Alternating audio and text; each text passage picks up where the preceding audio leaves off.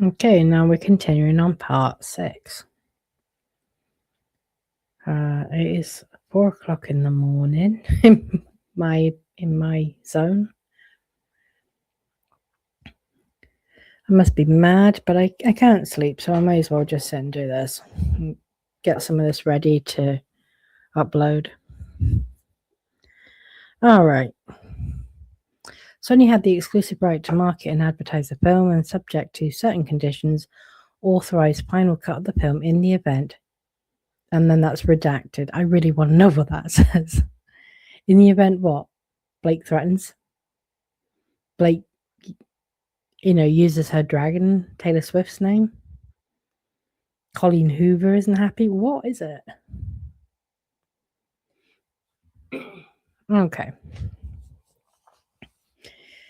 In late 2022, Wayfarer worked to cast the role of Lily Bloom, for whom Baldoni, Heath, and Sarowitz knew that to achieve the commercial success they desired, they needed an A-list actress to headline the film. However, they settled for Blake Lively. After learning of Lively's potential interest in late 2022, where did she get that potential interest from? Where did she get the potential interest from? Liz Plank? Liz Plank.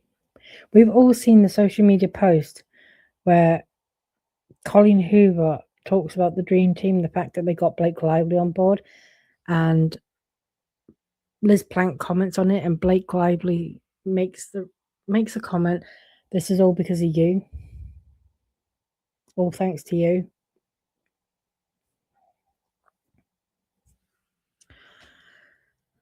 Wayfarer attempted to cast her.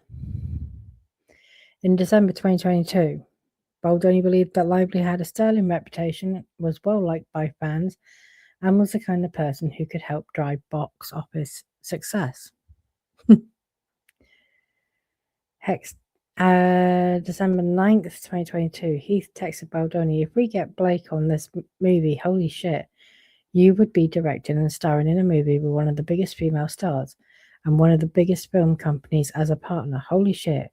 One of the biggest books. Holy shit. This puts you in a different stratosphere." Baldoni responded, "Everyone loves her. It's pretty wild." Hoover told Baldoni that Blake is her dream Lily, and she couldn't believe Lively was interested.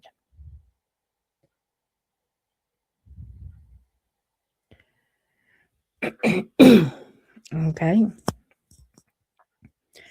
After basically meeting Lively, Baldoni later texted a friend that he had just met with Blake. "It was a love fest. I love her." Lively was pregnant with her first boy at the time.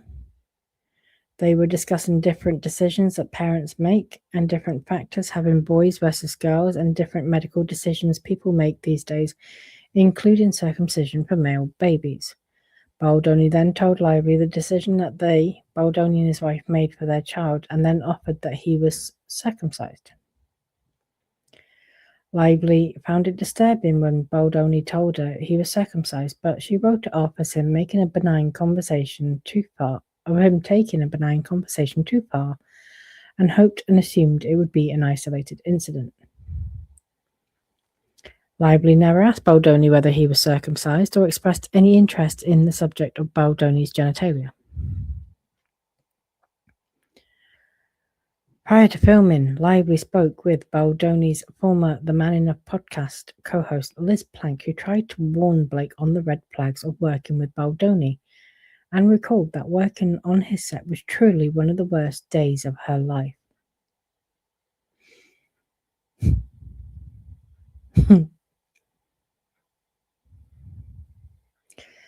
On December 23rd, 2024, Plank quit her role as co-host of the Man Enough podcast. Lively had concerns about Baldoni's unsolicited disclosure about his penis and Plank's warning, but was gripped by Lily Bloom's story and was cautiously optimistic that he would be a collaborative creative partner based on Baldoni's own words and self-declaration as a feminist devoted to combating toxic masculinity. Dr. Jennifer Freyd, who coined the term DARVO, which stands for Deny, Attack and Reverse Victim and Offender, opined that Lively's willingness to overlook Baldoni's inappropriate comment reflected both a maturity and understanding that sometimes good people say inappropriate things, but also planted the seeds for a kind of low-level betrayal blindness whereby Lively continued to give Baldoni the benefit of the doubt as he continued to make inappropriate remarks and violate Lively's boundaries in a sexually inappropriate way.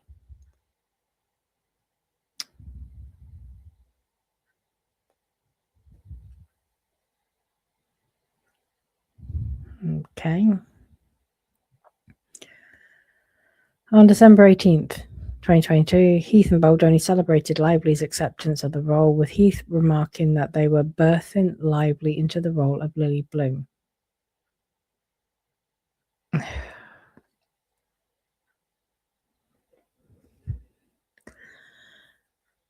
During pre-production, Baldoni feigns appreciation to Lively while mistreating women. Baldoni texted Lively that he would love her thoughts regarding the casting of the characters Atlas and young Lily. Baldoni would request Lively's assistance with casting multiple times during pre-production. On April 3rd, 2023, Baldoni asked Lively to reach out to an actor reading for a role in the film to tell him how great he would be in this, and that we'd love him, because Baldoni believed if the actor heard Blake Lively wanted him, it would mean a lot. Baldoni left Lively a voice note asking for her help from her genius marketing brain and her EP brain regarding the casting of Lily. When Baldoni was deciding between two directors of photography, he asked Miss Lively to ask her husband, Ryan Reynolds, what he thought of one of the candidates. When Lively offered recommendations for department heads for hair and makeup with whom Lively had prior relationships, Baldoni noted it was so helpful to go through the agent and then have your relationship, and told Lively he really appreciated the effort and time she put into collaborating. Baldoni asked Lively for her opinion about the design for her character's heart tattoo and the correct colour for young Lily's contact lenses. Baldoni asked for Lively's ideas on what type and colour of cars the characters should drive and what the logo for her character's flower shop should look like. On January 26, 2023, Baldoni told Lively that he would welcome any notes that she had on the script. On April 9th, 2023, Baldoni left a voice note for Lively about her notes on the script and said, I'm appreciative of your passion in the process and your ideas and the spirit of collaboration. I know for a fact, I just feel it in my bones how excited I am to work with you just as a creative, because you give a shit and that's so fucking cool. And you're smart and you're funny and you're all of the things and you're clearly a great writer. I think it's really good. I laughed. My gut tells me it's going to be a combination of this and we're going to find it. What I like about it is the banter and the wittiness. I was smiling while I was reading it. I can see you and I know exactly what you want to do and what you're trying to do, and I want that for Lily.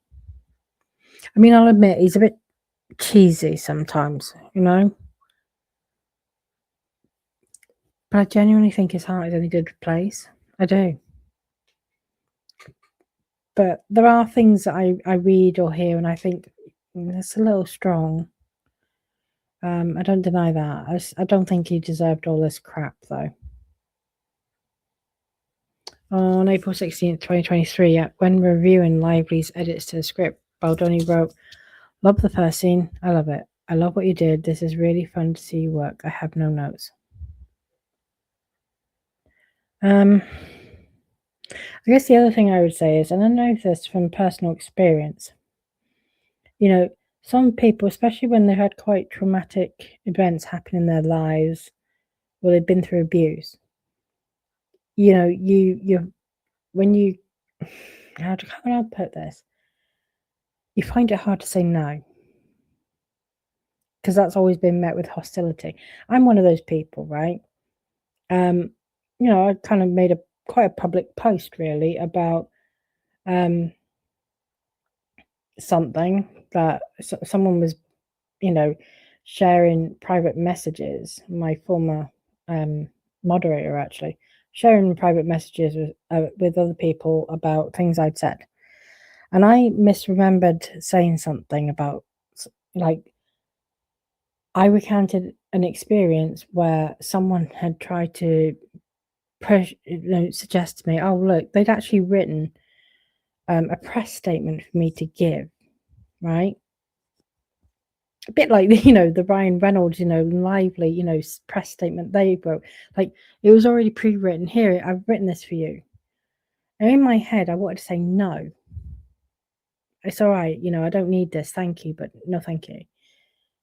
But my experience with this person is previously when I'd said something that she didn't like, she took herself off social media, blocked people, shut down on her accounts across multiple social medias for days. I was really, really worried, really worried.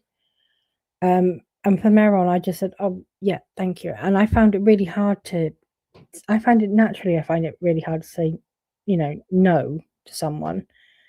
But after that, I was like, really, oh my god, I did not want to that kind of reaction to happen again. So I kind of get, and I misremembered what had happened. I said, oh yeah, I'd said no, but when I actually went and looked back through my messages weeks later, I realized I hadn't said no. I said, when she told me about this press statement, I was like, oh yeah, that's great, thank you. Not intending to use it, but just, showing appreciation. But in my head, I recanted what I wanted to say as opposed to what I thought I'd said. It was a simple oversight, but I can see Justin Baldoni being one of those people who's just very agreeable and doesn't want to, upset someone, just says, yeah, I loved it, even if he didn't. I can see him being that kind of person, especially because of his experiences, because of other things like neurodivergence. That's I'm the same. Like, my autism and ADHD, I find it really hard, and I don't know what's the right thing to say sometimes, or sometimes I overshare, or things like that. And it's how I kind of empathize. And I think Justin Baldoni, the more even though I sit here and I'm like, oh my god, yeah, he is a bit on the cheesy side. I mean that, from a really sweet place, where I see what people mean, and he's not for everyone. I don't mind it, but he's not for everyone. And the way he comes across might get on people's nerves.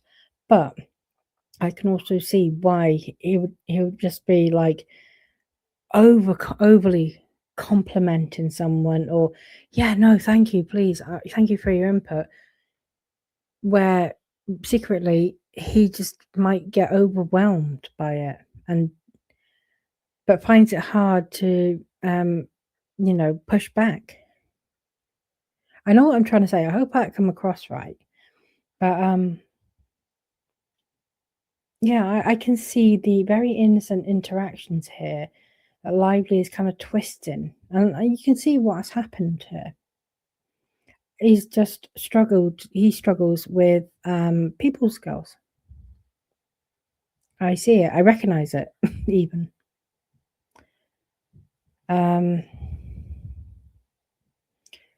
Okay.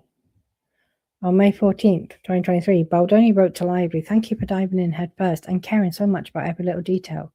Thank you for not settling for good at the expense of great. Thank you for the hard conversations and the fun ones, the long-ass nights and the flights. You are a once-in-a-lifetime talent, and you make everyone around you and everything you touch better. As your collaborator, your director, and your friend, I'm so grateful and excited to take this journey with you, and grateful for your trust in me. Let's tell the truth and enjoy ourselves while doing it." During pre-production, Lively asked Baldoni if there was any chance we can do body scenes at the end of the schedule, because she still had a ton of work with not a ton of time. Baldoni responded by saying, "You will look amazing. Anything you are insecure about, we will talk through and get creative together and make you comfortable. I just don't want you to stress about your body. It's the last thing you need. As soon as I have a rough schedule that's even remotely accurate, I'll share, and I'll make sure that the team keeps this in mind as well. During pre-production, Baldoni introduced Lively to his personal health coach, who Lively later learned specialized in weight loss. This was a particularly sensitive topic for Lively, given that she had only recently given birth. I think that's Jennifer Benson. That's why we're seeing exhibits there, Bates numbers that start with Benson. They're her exhibits. On or about April 24th, Baldoni asked Saladino, Lively's long-time personal trainer, how much Lively would weigh in 2 weeks. Saladino found Baldoni's inquiry intrusive and off-putting, especially given that Baldoni had been doing heavy lifting in training, which did not track with an alleged back problem. Saladino did not divulge that private information and disturbed notified Lively about the intrusion. Lively was disturbed and unsettled. These buzzwords are getting used in so many different depositions. Farrer, Slate, all use these. Sachs also use these buzzwords. It's almost like a cult. Lively was disturbed and unsettled that Baldoni had asked about her weight behind her back, especially given that she had recently given birth and was still breastfeeding, and she felt violated. Lively privately confronted Baldoni about his comment and conveyed that it was very invasive and inappropriate. I mean, I'm sure Ryan Reynolds berated him as well at that point. Hugh Jackman and Taylor Swift were there. Baldoni told Sachs and Giannetti that he had asked about Lively's weight, claiming he had back problems. During rehearsals, Slate attended a rehearsal with Baldoni in the production offices while Lively attended via Zoom. After the rehearsal was over, Baldoni revealed that he had recorded the entire rehearsal without telling either Slate or Lively. Baldoni and Heath admitted that they secretly recorded multiple phone calls in connection with the film without telling the participants that they were being recorded. At all relevant times, Wayfarer worked with one human resources consultant who worked remotely. Okay. Hold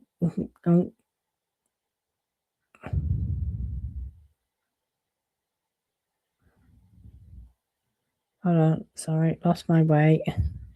Baldoni does not know if he had read the Equal Employment Opportunities, Anti-Discrimination, Anti-Harassment, and Anti-Retaliation Policy in Wayfarer Exhibit 1. Sarowitz testified that he had not read any Wayfarer HR policies or procedures. Heath does not know if cast and crew were provided with Wayfarer's HR policies, did not talk to Wayfarer's HR consultant about supporting the film, and confirmed that Wayfarer did not have a HR representative for the movie. Wayfarer does not have a record of who attended the Respect in the Workplace allegedly offered to cast and crew. Slate, Lively, Farrer, and Baker did not attend any workplace harassment training in connection with the film, receive Wayfarer's employee handbook, or know that Wayfarer had HR support. And again, I maintain they weren't employees. They were not employees of Wayfarers. They were contractors of It Ends With Us movie.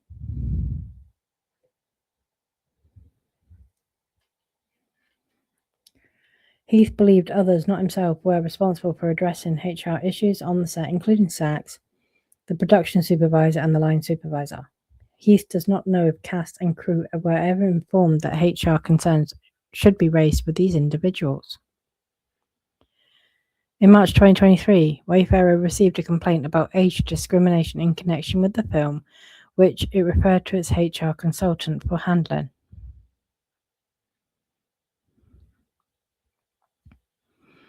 On the very first day of filming, Baldoni brought to Lively's attention social media photos stating that she looked old and unattractive. He continued to talk about it for hours. Really? Sony sent him to have that conversation. Sony should never have done that.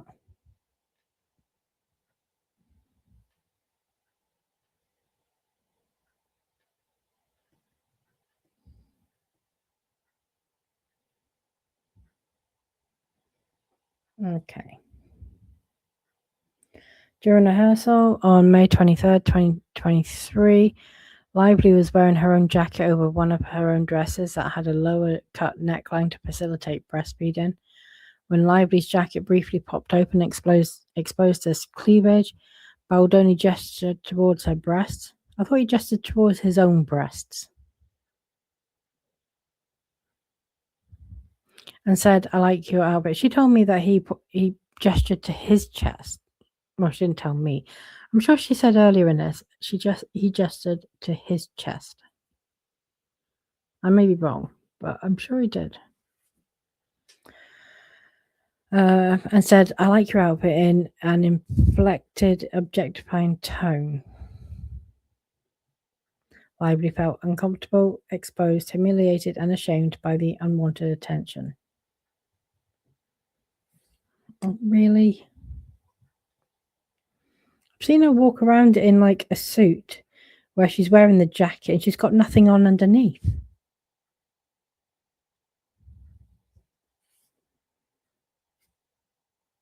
On the same day, May 23rd, 2023, while shooting a bar scene in the presence of crew and multiple actors, Baldoni pressurized Lively to remove her jacket to expose the partially unzipped onesie she was wearing underneath that revealed her lace bra.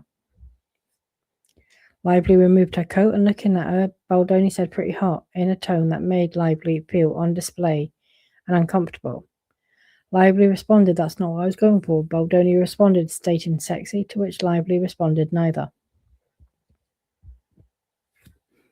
Slate observed this interaction, perceiving Baldoni's comments as about Lively's body. She stated to Baldoni that comments about actors' bodies and their wardrobes ranged from irrelevant or unnecessary to inappropriate and distracting, and we're just not doing this anymore. I feel like I'm just repeating myself now. I'm just gonna. Yeah, there we got the Isabella Farah stuff. Now, this would be the fourth time I read that if I have to read it again. Oh, look, the cookie dough incident. Yeah, we're just now repeating the same thing.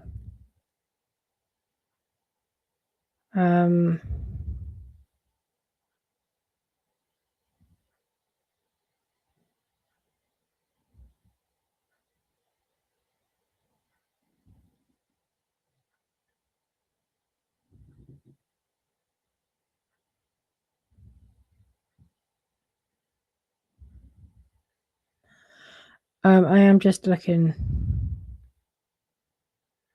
Okay, this is a bit right. So some Baldoni adds explicit and gratuitous sexual content to the film. Like this, some of this stuff looks new.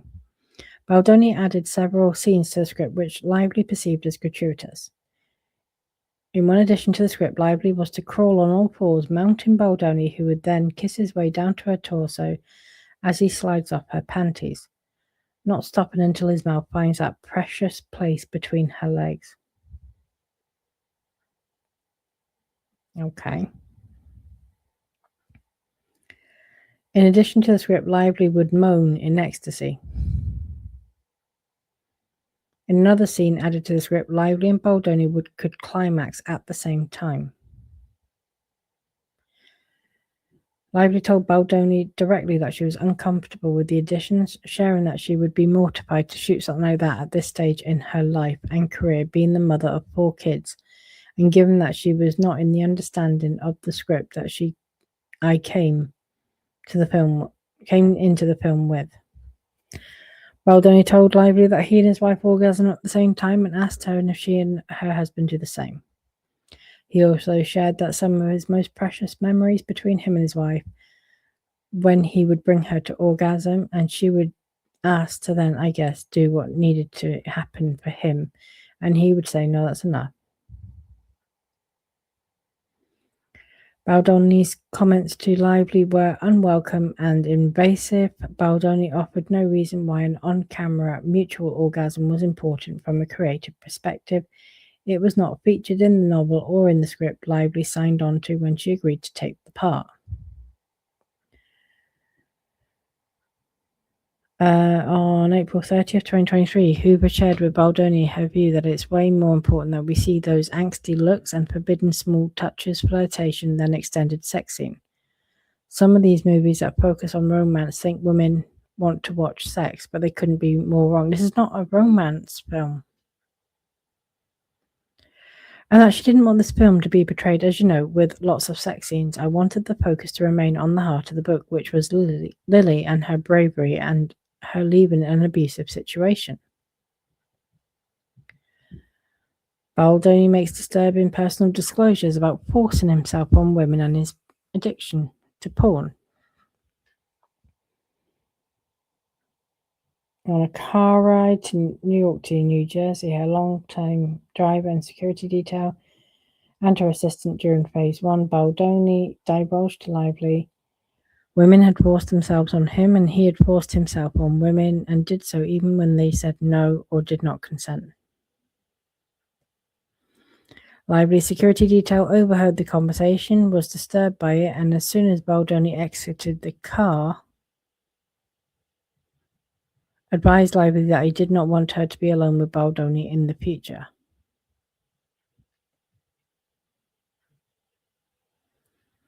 Lively's security detail testified about this incident in detail, recounting where they were driving and where each passenger was seated in the car when Mr. Baldoni shared about forcing himself on women. Baldoni also discussed his past addiction to pornography with Lively. Lively attempted to shut down the pornography conversation by sharing that she had never seen it. Baldoni said to multiple cast and crew that Blake doesn't know anything about pornography, she's never seen it, which disturbed and upset Lively. Lively's ALA provided her with the right to approve any script changes. And typically, actors must consent to material changes, including additional sex scenes after signing on to a film.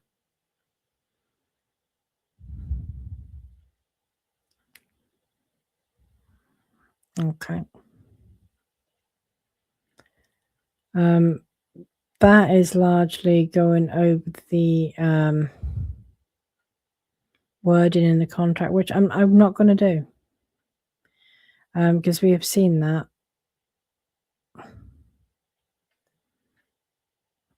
Okay, the birth scene. Let's have a look at this. The film script included a scene which Lively's character gives birth.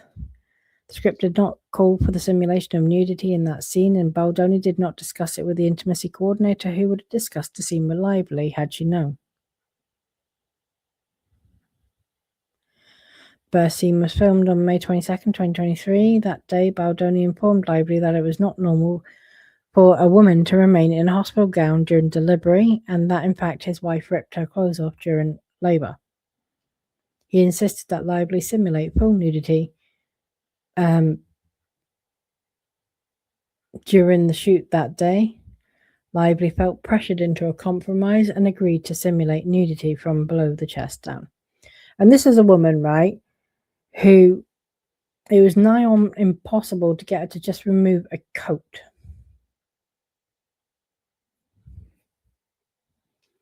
But she seems to have willingly agreed to be nude from the chest down, or simulating nudity. The birth scene was filmed over several hours and shot using different framing and angles, including ones that showed Lively's side profile fully nude from the chest down, known as a high hip profile. There was a high hip line that may have been called profile nudity to an extent, and that some actors would require or request a nudity rider for. Okay, so that was not the rule, that was just something that subjectively some actors may want that. The birthing scene could potentially have had a profile nudity rider below the waist for a profile nudity below the waist. To obtain these shots, Lively wore a hospital gown strategically placed to cover her breasts, an exposed prosthetic belly, and only a small, thin, flat piece of black fabric to cover her genitalia. At other times, Lively may have added other garments and or a blanket for additional coverage where her full pelvic area was unlikely to be visible and interrupt the implied nudity of her genitalia that Baldoni requested of her in the scene. Okay, so that lines up with Adam Monshine, that she could add other garments or a blanket for additional cover.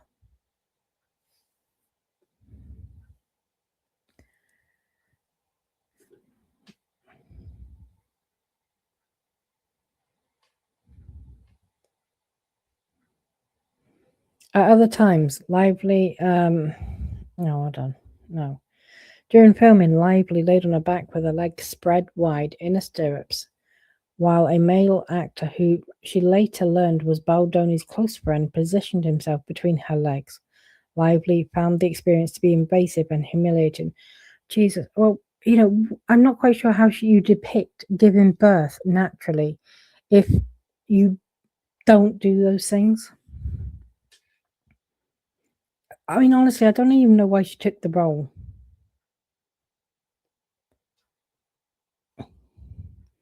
Wayfarer did not implement closed set protocols during the scene, for example, by restricting set access and footage feeds to only personnel essential to the scene, and Wayfarer did not call the film's intimacy coordinator, was not on set.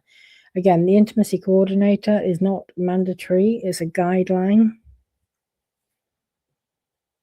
So there's no rules broken there. The set apparently was closed. Sarowitz was not there at the birth scene. He was on set the day of the birth scene, according to Lively.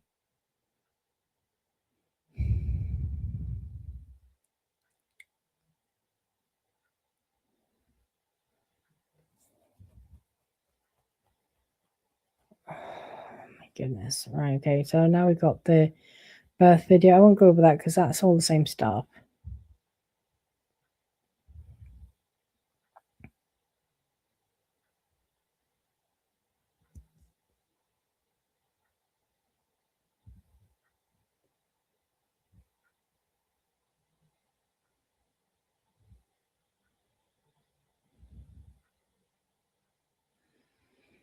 Okay.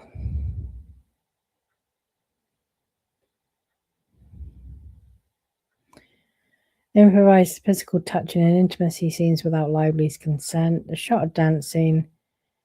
The script stated that their characters would be in their own world, falling in love, did not call for any kissing or simulated intimacy. Baldoni did not discuss kissing or intimacy in that scene with Lively or get her consent to do so. They didn't kiss. He did not discuss the scene with intimacy coordinator or call her to set the day of filming. I don't see the dancing. I don't see why. That's just they were dancing together. Baldoni improvised during that scene by repeatedly leaning in toward Lively, attempting to kiss her, rubbing her forehead, rubbing his face and mouth against her neck, putting his thumb to her mouth and flicking her lower lip, caressing her and leaning into her neck and saying it smells good. Ugh, Jesus. Mr. Baldoni testified he did not try to kiss Miss Lively during the scene. Reviewing the scene, it looks to me like this is exactly what he tried to do. Her reactions during shooting seemed to show some discomfort.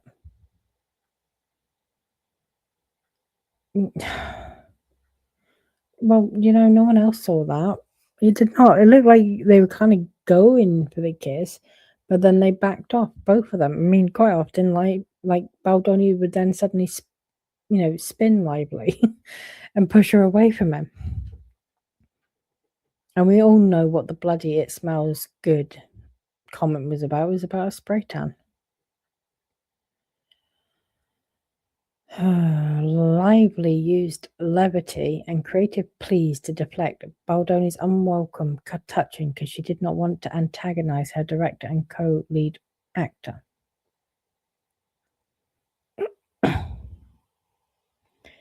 In another instance, Baldoni bit and sucked Lively's lip during a scene without consent, which Lively discussed with Slate. Yet the rest of us have all seen the video of Lively doing that to Baldoni.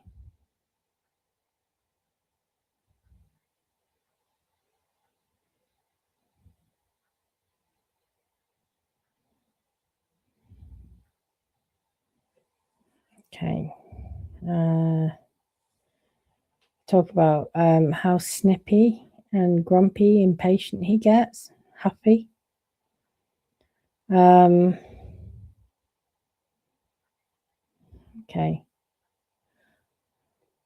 On May 24th, 2023, Lively texted Plank about an SOS set visit, writing, "Whoa, it's like HR nuts today. The both of them. I wasn't expecting that turn. I mean, it's been present, but today I came home and cried." Lively continued, "Like your hormones, like keep your hormones to yourself. This is not mine. I don't want it. I don't want you gaze or words or tongue or videos of your naked wife. Yeah, it's shocking. Clowns." That same day, Plank responded that she should have been more direct with the level of dysfunction. "I thought maybe things had gotten better." Plank continued, "I also think they've never met their match. Like I put up with it a lot. Most women do. And you're not. I'm sure that's not making them go even more nuts." Are you kidding? This is Liz Plank, who literally did a video going around sexually harassing men and pinching their bottoms, just random men who were minding their own business. Just to be kind of like that whole, well, us women have to be subjected to it from men. But then she just goes around doing it to random men who are not doing that to her or anyone else. And like not making a point at all, really. And she could not cope with Justin Baldoni and Jamie Heath. I don't believe it. I don't believe it.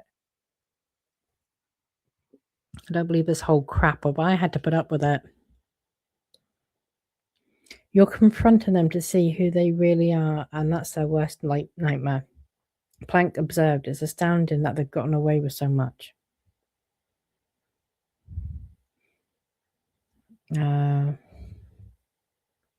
Okay. I'm going past some of the stuff that we have been over and over again. Jenny Slate's messages that were read out in her deposition, etc. On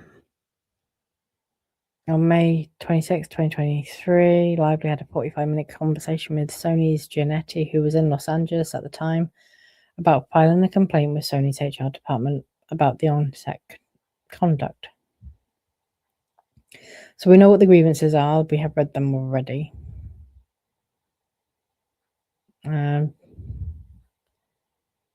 We know what Slate said to her agent. We have seen that.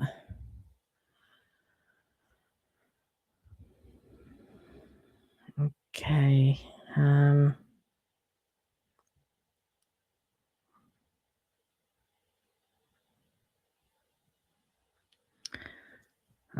Michael Robbins, an expert on harassment, discrimination, and other employment matters, opined that both Wayfarer and Enzo's movie failed to follow standard practices and their own policies, and failed to take reasonable steps to prevent harassment and retaliation from occurring, enabled by Ange Giannetti and Sony's lack of action. No, she blaming Ange Giannetti. Oh. On June 1st, 2023, Lively attended an in-person meeting with Sachs, Heath, and Baldoni. Baldoni began that meeting by saying it was his fault that Heath showed the video of his nude wife because Baldoni had thought Lively wanted to see it.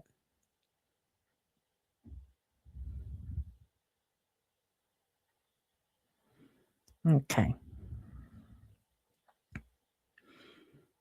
After the meeting, Sachs texted Giannetti recounting that Lively was eloquent and on point in calling Heath out in front of Sachs and Baldoni, including about entering her trailer while she was undressed and looking in her direction the entire conversation, showing her the birth video and making jokes about how you can't make eye contact with people anymore, as if to undermine and lessen the importance of people not wanting to be comfy or cozy on set. Neither Baldoni nor Heath assured Lively that her concerns were taken seriously, offered her HR support, or ensured that the set would be safe going forward, which left Lively with the impression that they viewed her concerns as non-issues.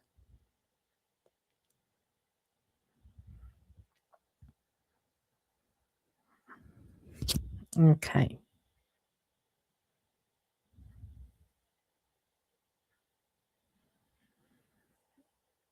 On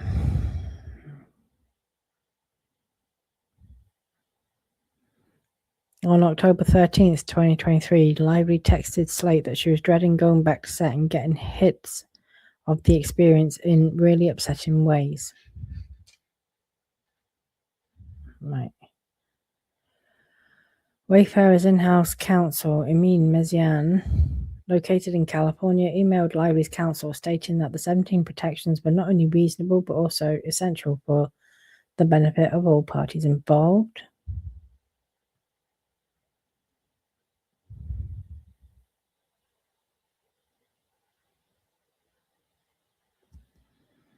On January 4th, 2024, one day before filming resumed. Okay, let's get Lively's take now on that penthouse meeting. Baldoni, Heath, Giannetti, Sachs, and another producer, Todd Black, attended a meeting during which Lively identified multiple behaviors reading from a list on her phone. That list reflects the following discussions of personal experiences with sex and times that physical consent was not given in sexual acts. No more showing nude videos or images. Oh, I'm not reading all of this. We've seen all of this. No more showing nude videos or images of women, including producer's wife, to Blake Lively and her employees. Okay, so this is like the 30 points that she's claiming. On January 4th, 2024, before that meeting, Baldoni messaged his prayers and support group asking for any prayers for protection and strength and calm because he and Heath were headed to Lively's for the big meeting. Baldoni followed up next, stating, "Last night was one of the hardest nights of my life," etc., etc. Again, we've read that.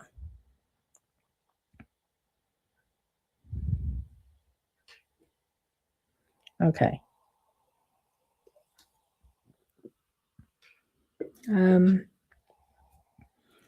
Wayfarer or Ainsworth's movie did not investigate Lively's concerns about Baldoni or Heath's conduct raised during the January 4th meeting. And then there's deposition transcript from Justin Baldoni, which again we've read.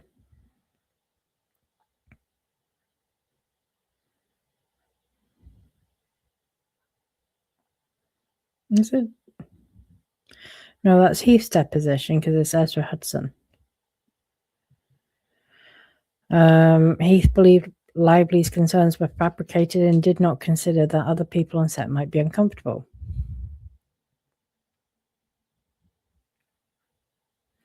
During contract negotiations, Sony rejected Baldoni's attempt to secure final cut rights, which would have granted him sole discretion on what cut of the film would be released. A distribution agreement provided Sony the right to prepare a cut of the film and to control marketing. The distribution agreement provided that Sony and Wayfarer would, and it's all redacted, but we've already seen that from Sony, that in their deposition transcript, Lively put pressure on Sony and practically blackmailed them.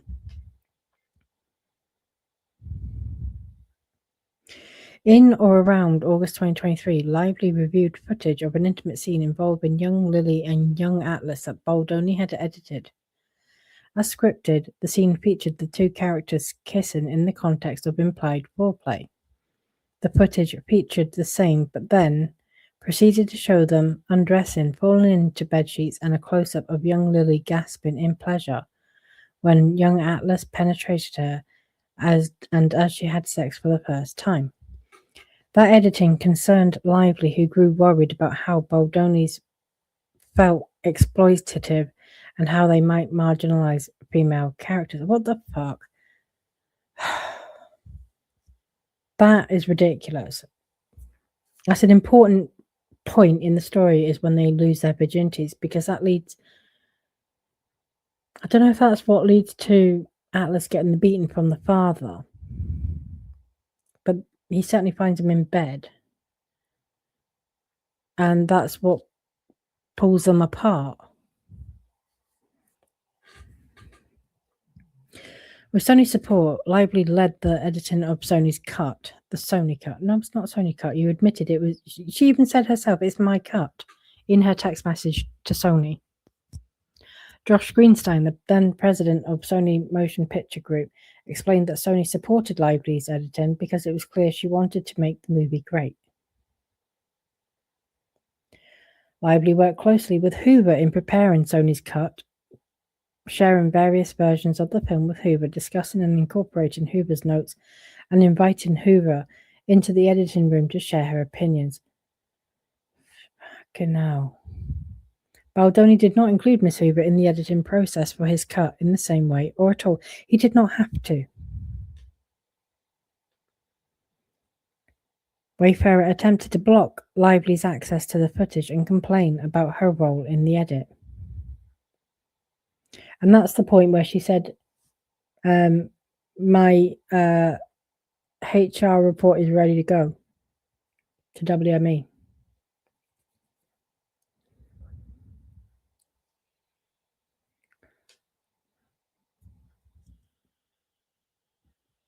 Baldoni tested his edit on 3 occasions between March 28, 2024 and May 18, 2024, and none of the 3 tests met the metrics that would have entitled him to final cut rights. Greenstein thought the Lively cut, I was right. The Sony cut Lively prepared was the better one, no question. Hoover really believed in this adaptation, i.e. Sony's cut, and thought it would become life-changing. She believed that Sony's cut was the stronger one to move forward with, and had a list of like 57 things she loved about Sony's more. As the individual in best position to determine if the film would resonate with the book's core fan base, Hoover's effusive praise of the cut Lively led carried a lot of weight with Sony. In June 2024, an audience screened Sony's cut at Book Bonanza. That's the copy that she stole. She took without permission. The core fans went nuts and gave the film a standing ovation, jumped to their feet and screamed that you've got it right. After Sony's cut was screened at Book Bonanza, both Sony and Wayfarer agreed that the cut Lively had worked on with Hoover would be released for distribution. Did they agree though? I mean, once it's been shown at Book Bonanza, you can't put that back. So they really Wayfarer had no choice but to give in at that point. But before then, Lively had already threatened that she was pressing ahead with her cut. And Colleen Hoover and Taylor Swift agreed.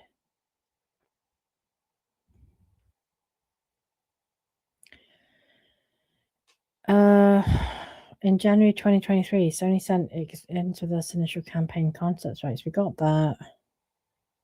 Yeah, we've read that.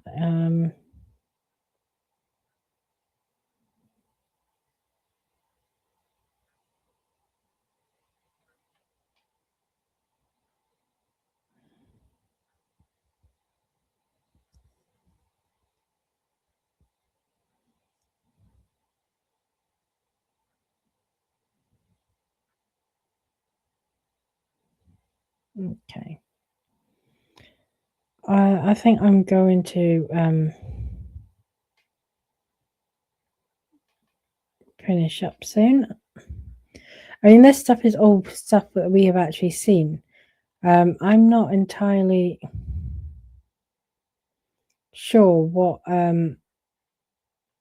why so much of it was redacted, because we have seen this.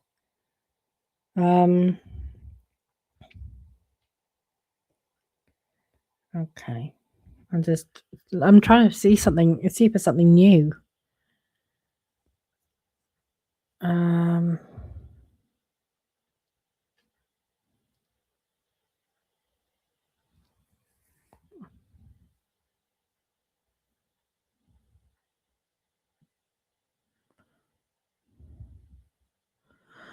On April 27th, 2024, Baldoni sent a string of text messages to Heath describing his anger in response to a version of the trailer in which literally nothing Baldoni asked for was done, including complaints that there was no abuse and that she took out Ryle's dialogue. Baldoni wrote to Heath that Josh, that'd be Greenstein, needs to grow some balls and Sony needs to fucking stand up to Blake. Baldoni decided that if not, then we threatened to walk away and tell Sony to say no. Baldoni stated, I'm going to be petty. I worked too hard. She's not taking me out of the trailer. Ouch. Baldoni set out a plan, little by little, start taking away Lively's options. Baldoni proposed we call agents and manager, tell them she's sabotaging herself and ruining her reputation. People are talking. Okay. Seen all that. Seen that.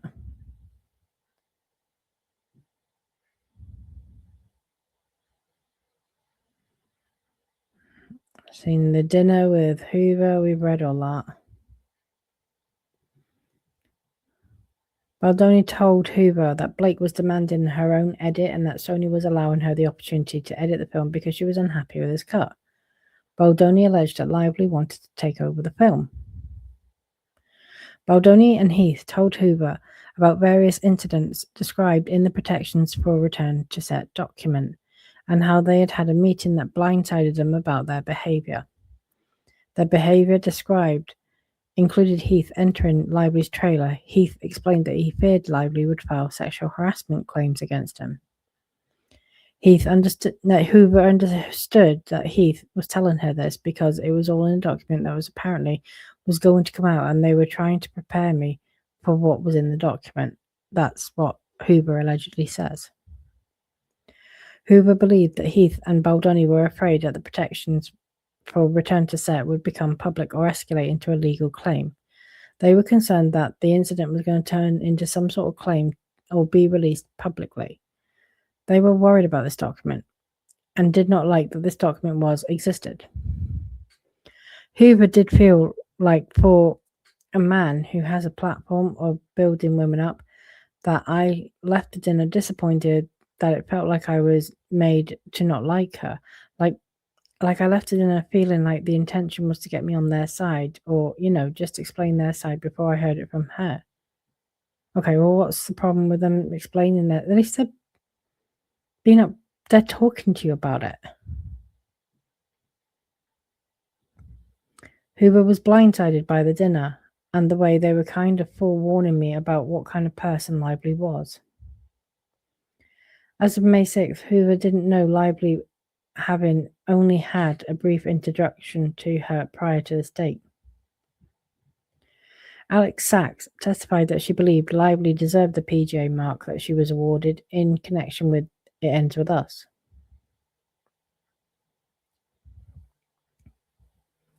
In June 2024, 19 of the film's department heads, producers, and creatives. These are department heads that she was having leading daily meetings with. Drafted letters detailing Lively's significant contributions to the film in support of Lively obtaining a PGA credit. I mean,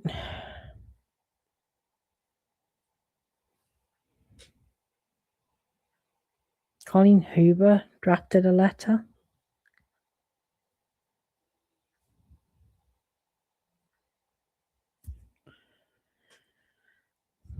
Okay.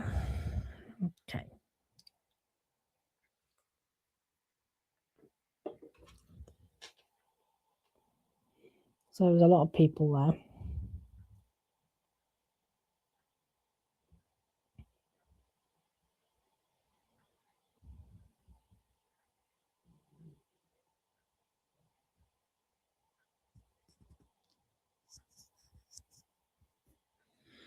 On May 17th, 2024, Baldoni texted Abel and Matthew Mitchell that he expected Lively to plant seeds like that, give crumbs so the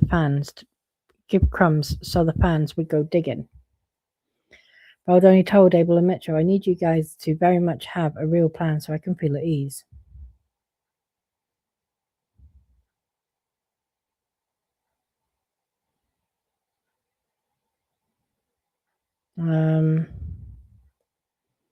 He continued, what would make me feel better is for you guys to have a plan for what happens if and when she decides to unfollow me on Instagram or block like her husband. It would just help me knowing you guys have a plan and feel fine, because you know what happens after that happens with fans and all that stuff.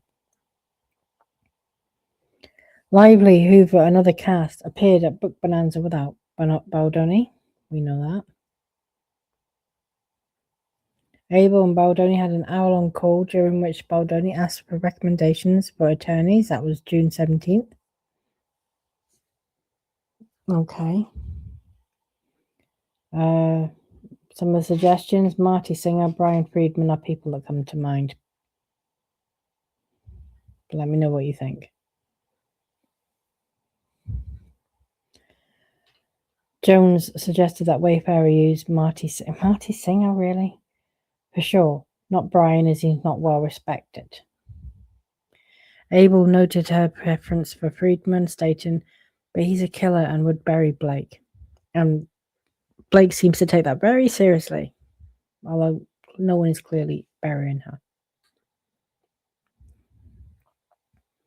Okay, I've seen that. There's Toskovich's timeline, which we've seen.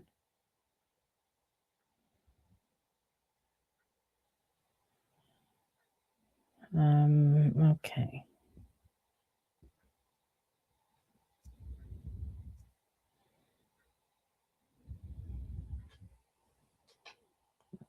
Okay, we read that too. God.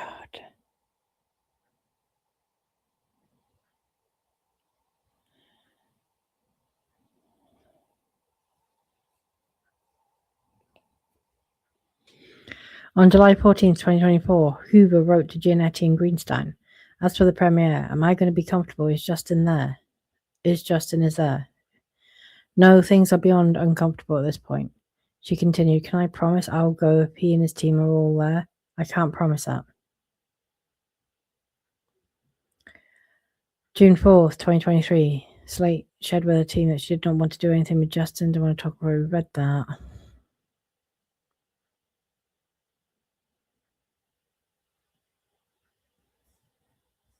Okay.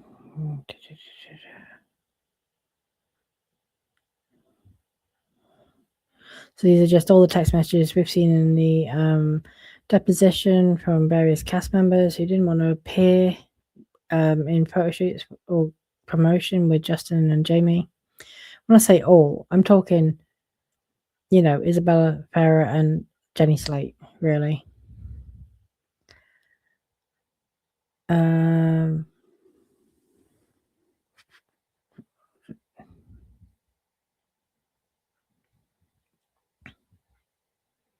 I'm trying to find something new.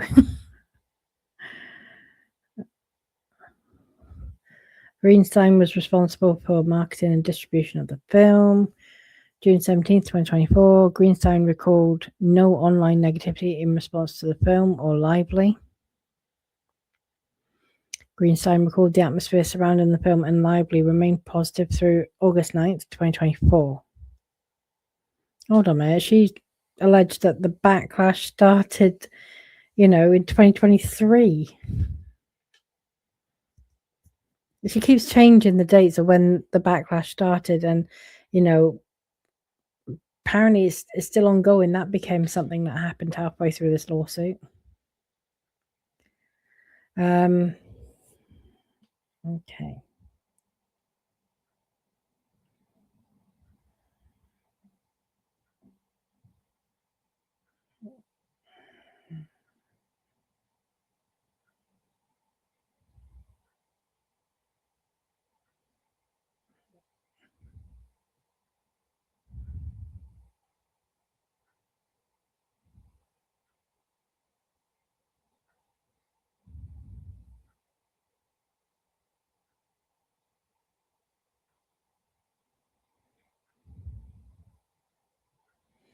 So now they're talking about the Abel and Nathan text messages, which we have seen now as one of the first things we saw.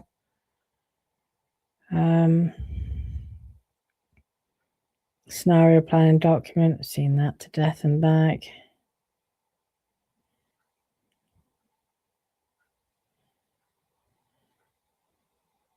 These are the ones that were misrepresented in the New York Times.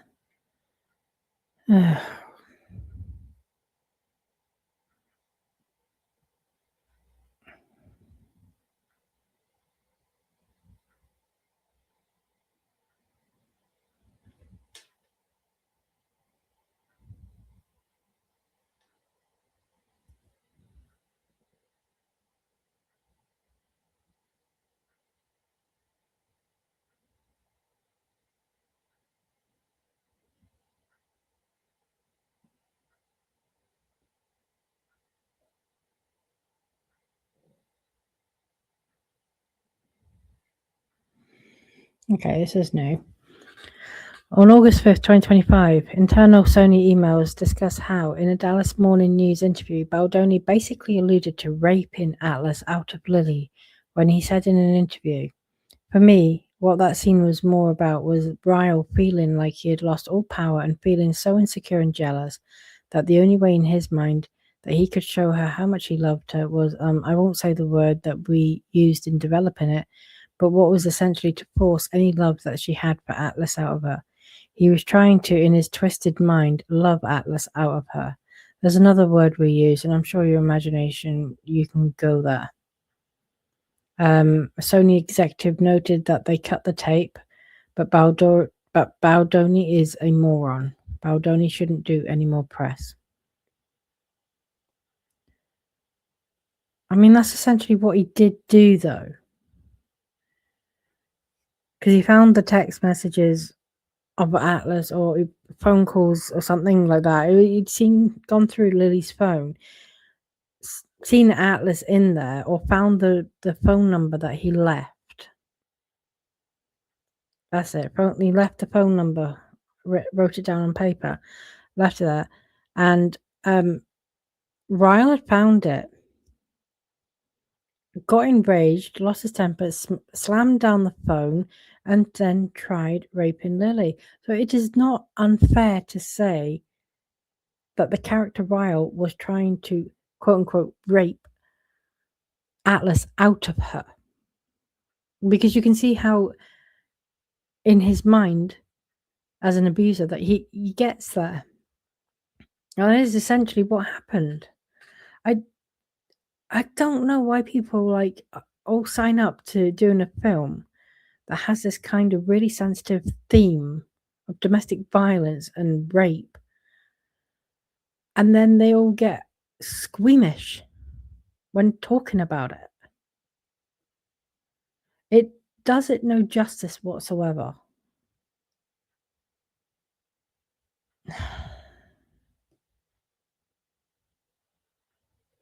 Jesus. Okay, so this is largely more stuff we've seen.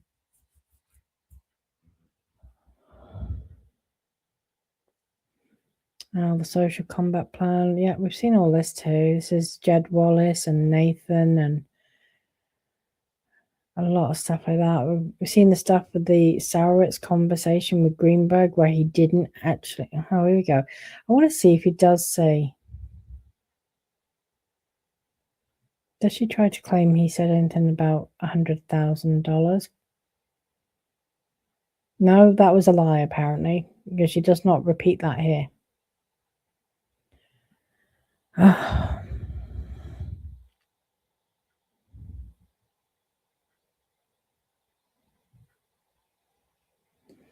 we're now talking about Jed Wallace and the conditions for signing him on, what they agreed to pay, some of the messages from, like some of the quotes that they found concerning past clients, which I've already been through.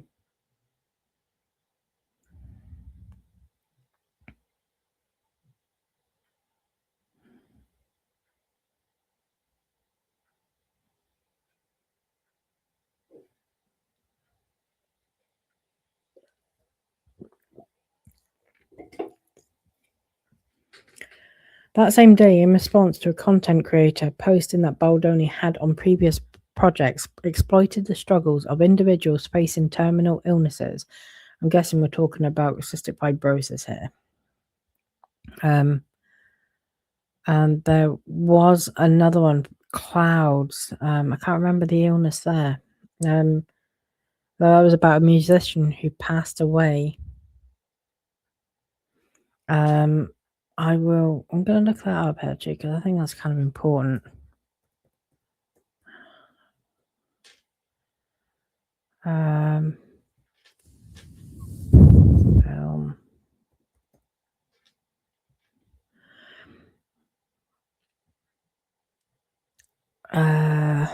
Sack Sobiek, that's right.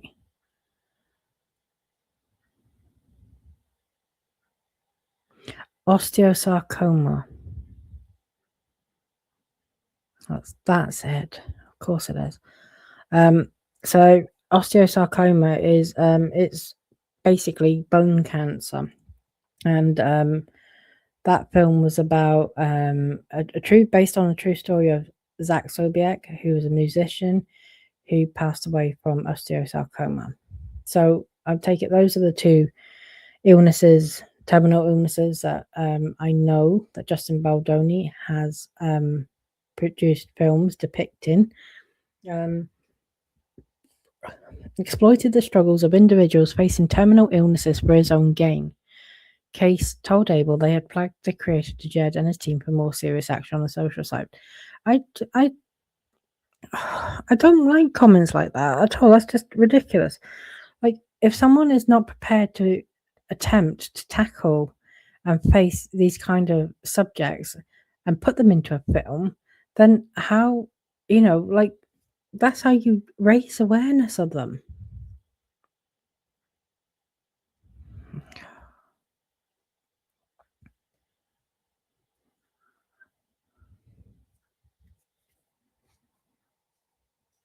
And certainly it ends with us anyway, right? I mean, you can't be saying it ends with us, right? So 1% of the film's entire profits went to a domestic violence charity. So far, that has worked out to be over $600,000 from the production of a film about domestic violence. No more, didn't have to do anything for it. The one thing I'll also say is, as far as cystic fibrosis goes, now, because I also cover the, as people know, Justin Baldoni was sued by Travis Flores, the cystic fibrosis sufferer, over 5 feet apart. Travis Flores passed away in 2023 from complications of his cystic fibrosis. Brian Friedman was representing Travis Flores at the time against Justin Baldoni. He now represents, obviously, Justin Baldoni in a completely unrelated lawsuit against Blake Lively. The estate of Travis Flores' widow, Clement Sioi, is suing Brian Friedman and his lawsuit.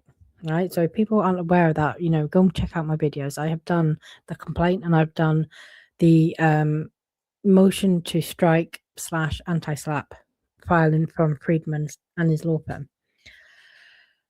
What we found out with Friedman's response to that complaint specifically, right, is it was conceded by Travis Flores that Justin Baldoni and no other defendant, because there was multiple defendants sued. There was Wayfarer and Justin Baldoni, but there was also CBS, Lionsgate, there was Ambry, and there was Caleb Remington. And I amaze myself, right? It's got to be something like in the region of about 15 related lawsuits or dockets with this case, and how I can just pull it out of my head exactly like, oh, and in this case, all these defendants. But anyway, in that case, in that response, it became very aware. We learned what happened in the first, in the original complaint, Travis Flores' actual complaint against all the defendants, including Baldoni and Wayfarer. And it turned out that there was absolutely no way, and this was conceded by Travis Flores, that Baldoni could have plagiarized Travis Flores' work into 5 feet apart. It just could not have happened. And what happened was there was a settlement, but Travis Flores didn't actually get any money. What they'd agreed is that Travis Flores was going to dismiss his case. All the defendants agreed. I think it doesn't say specifically that this is what happened, but there was a financial settlement, but Travis Flores did not benefit, which leads me to think there was a substantial donation made to cystic fibrosis, like a charity of some kind, which we know Travis Flores was a huge activist for cystic fibrosis charities and causes. And I think that's what happened. There was no liability admitted. Flores did not receive anything.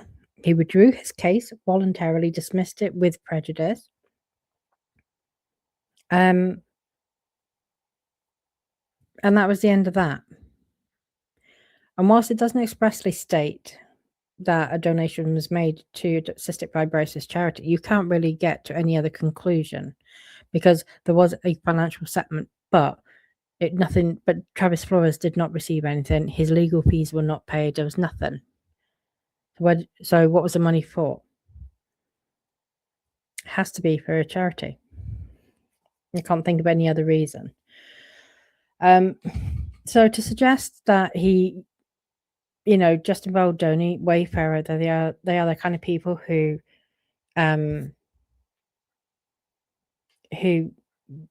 get involved with terminal illnesses for their own gain is just absolutely shit. And unless once you go through this lawsuit and all the related lawsuits, you start to get that picture. People's perception is way off. And it's all because people get icky and, they just can't be that decent of a person. Like they can't imagine themselves being so charitable.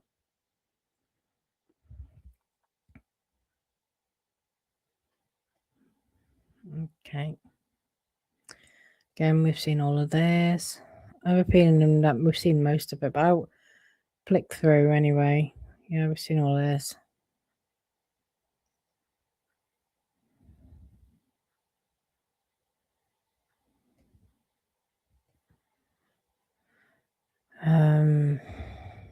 Okay, we've seen this.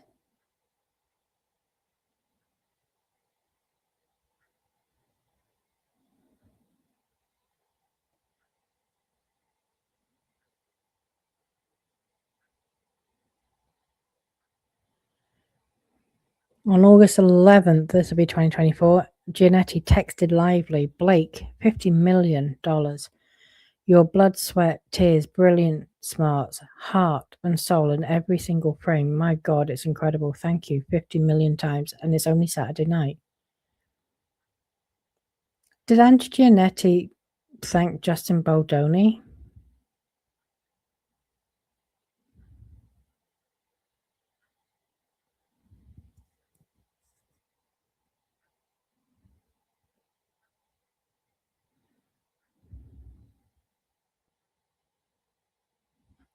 Okay.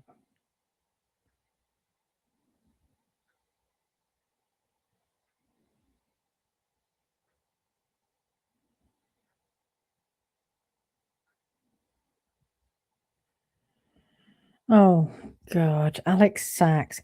Sachs had described Lively's cut as excellent and the best thus far, calling Lively's work truly beautiful.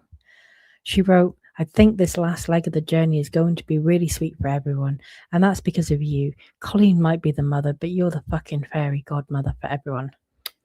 Ugh. Bath. I mean, that's just kissing ass, really, isn't it? In case their paths cross or, if Lively's offered something. I don't know that she has, but, they've got to continue working in the same industry. So, of course, they're not going to turn their back on Ryan Reynolds and Blake Lively. This is all stuff we've seen.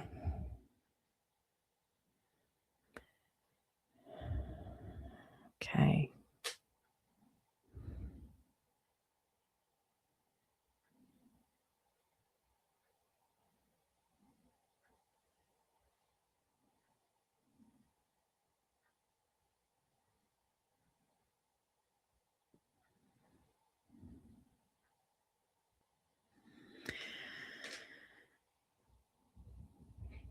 Okay.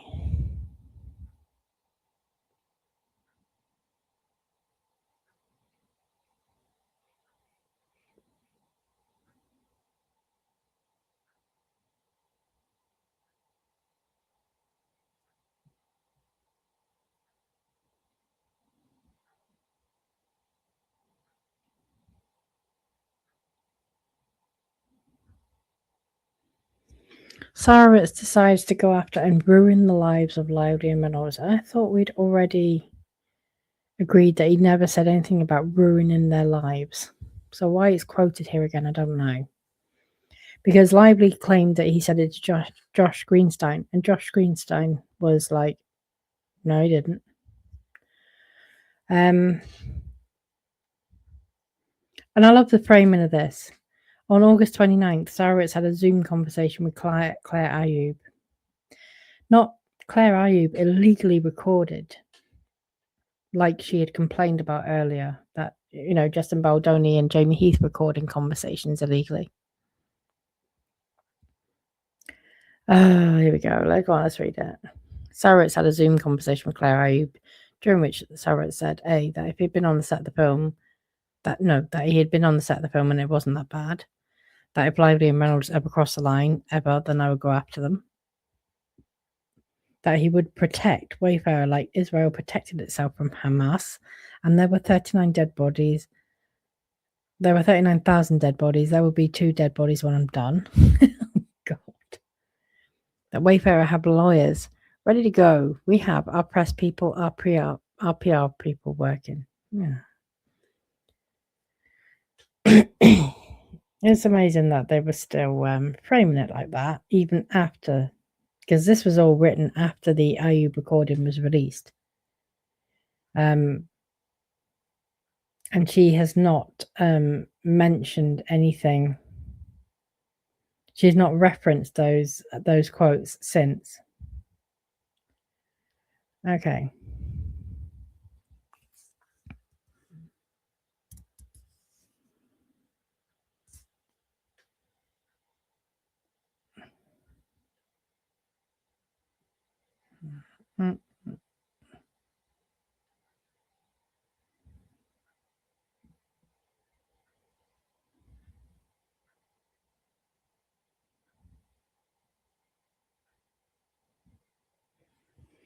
On January 17th, 2025, Sauritz texted Abel and Nathan stating, thanks, we're making progress. In response to Nathan sharing several links of content regarding Miss Lively in connection to Khaleesi, promotional efforts in connection with alcoholic beverages, and commentary regarding Mr. Baldoni's nose.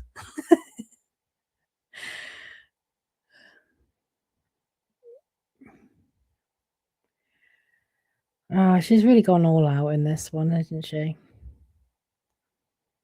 Actually, really nearly close to finishing the document, so let's go to the end. There's not a lot here, though. Oh, I saw something then. What did I see?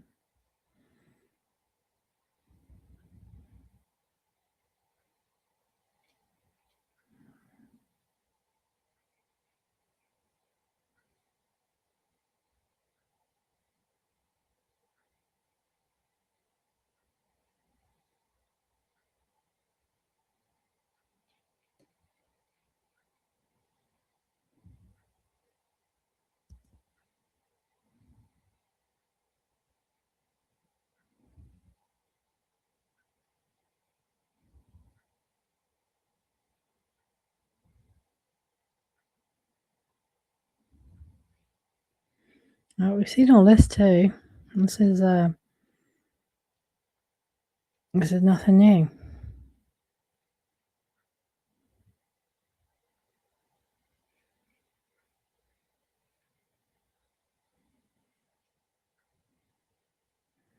So now we're at the filing of the lawsuit. Is she not going to talk about Vanzan? Are we swerving that?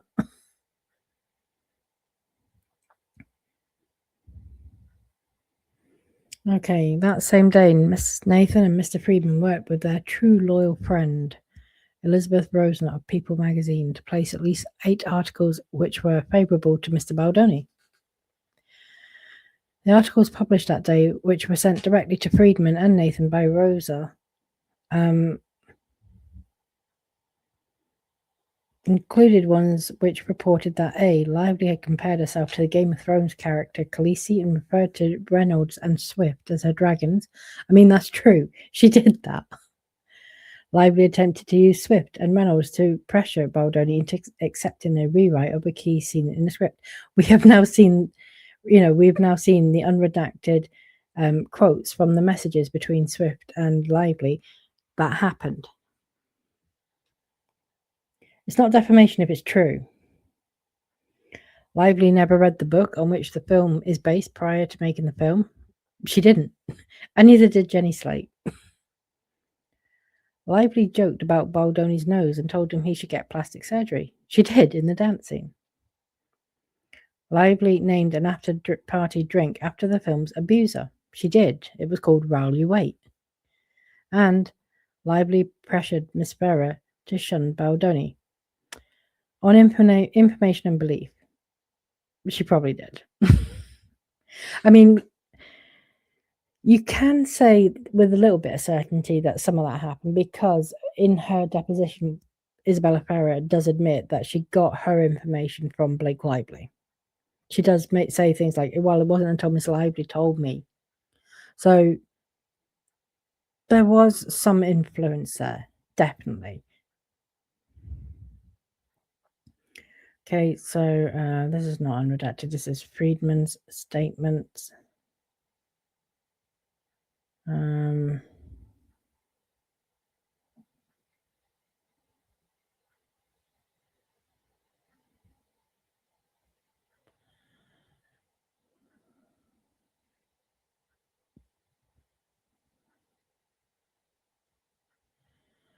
While discussing the dance scene footage with Alison Boshoff of the Daily Mail, Nathan exclaimed, "A huge lie. I mean, that in itself being sexual harassment when there are so many women and men who actually suffer with that is not right." Nathan celebrated with her sister, a reporter at Page 6, that the dance scene footage was going everywhere. In response, Nathan provided People.com with a quote attributed to sources close to Baldoni that it is grossly unfair to impose a gag order because all Baldoni wants to do is release videos and text messages to prove the allegations are false.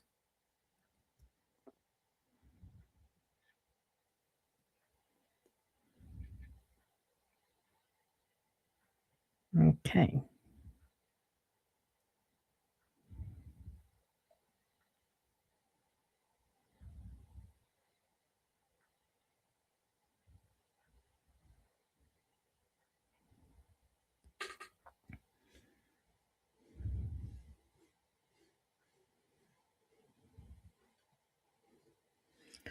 Oh, Friedman killed stories unfavorable to his clients and continued to defame Miss Lively. Let's have a look at this.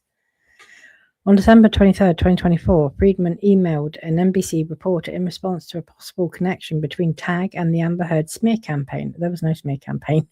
We all saw her testify.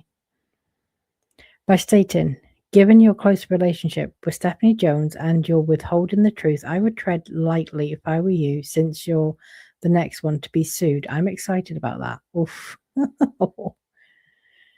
On February 5th, 2025, Friedman emailed another NBC reporter in connection with an article that stated, "The court barred Justin Baldoni's attorney, Brian Friedman, from deposing Blake Lively by stating, 'You're a liar and dishonest, and we're drafting letters and a lawsuit against you personally.'" I mean, he did depose her.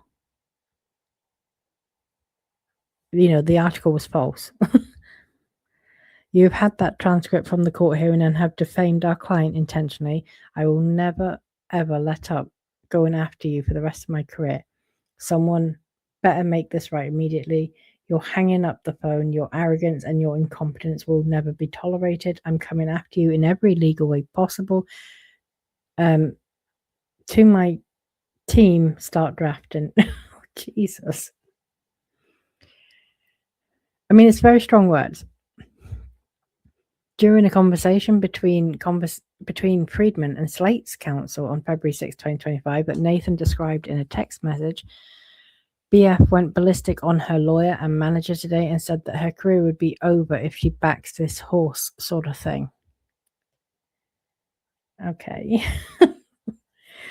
On February 7th, 2025, Gary Baum of The Hollywood Reporter emailed Friedman to ask whether he and Wallace had previously worked together and if Wallace had been involved in Friedman's work on another lawsuit where Friedman had been accused of participating in a social media manipulation campaign. On February 11th, 2025, Friedman responded to Gary Barnes, stating, "Off the record, you're wrong and could not have anything credible to support these assertions. I know because I've never worked with him on these. I know you are relying on non-credible sources. There is a conflict of interest when a media company/publisher takes in tens of millions in dollars in advertising and fails to disclose it while attempting to write a story that favors those advertisers." Oh, I have shared the New York Times for defamation, and there are 3 other defamation cases pending. I have authority to sue PMC, THR, and you personally if you print untruths. Friedman continued, "Print anything wrong and you will be sued and it will be devastating," and says, "His story will not play well, Gary. Be careful. I'm coming hard off the record." Ouch. It is aggressive. For an attorney, that's really aggressive. However, you can't deny he gets results. Plus, he's also warning people like, don't defame, don't print false or untruths, or I will come after you. He's talking legally. He's not talking about, literally with a machete. Is it intimidating? Yeah, but it's also a warning.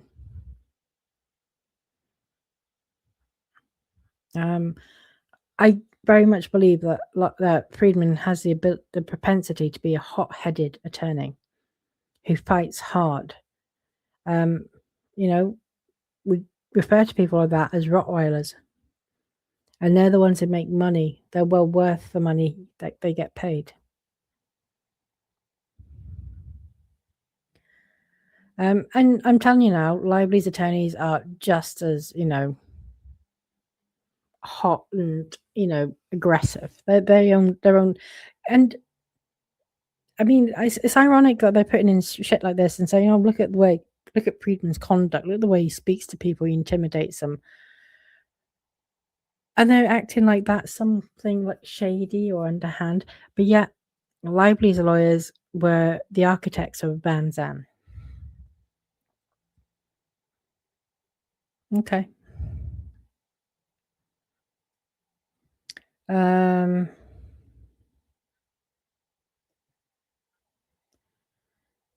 Since the film's release, Lively suffered a marked decrease in her interest in her acting services.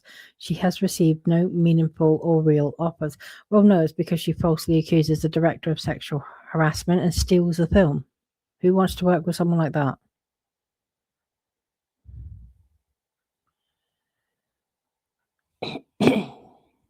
Okay.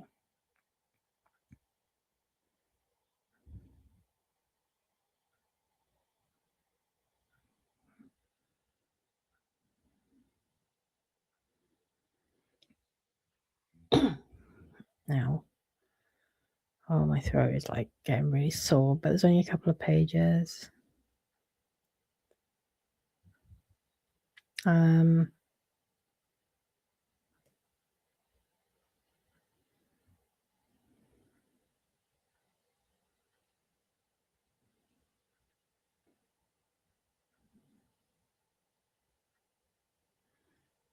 Okay. I don't think there's that much else. These are experts, but I don't want to just read quotes here and there. I want to read the expert reports in full, which is what I'll do. So that's it. I'm going to wrap up there. Oh my god, I literally spent hours on this. All right. So that's everything. We're up to speed with the entire Rule 56.1 statement and the oppositions. I'm going to do the PGA letters, I think, next, and then I will do Hoover's deposition transcript because I really do want to get to that. But I've been told that the PGA letters are definitely worth looking at next.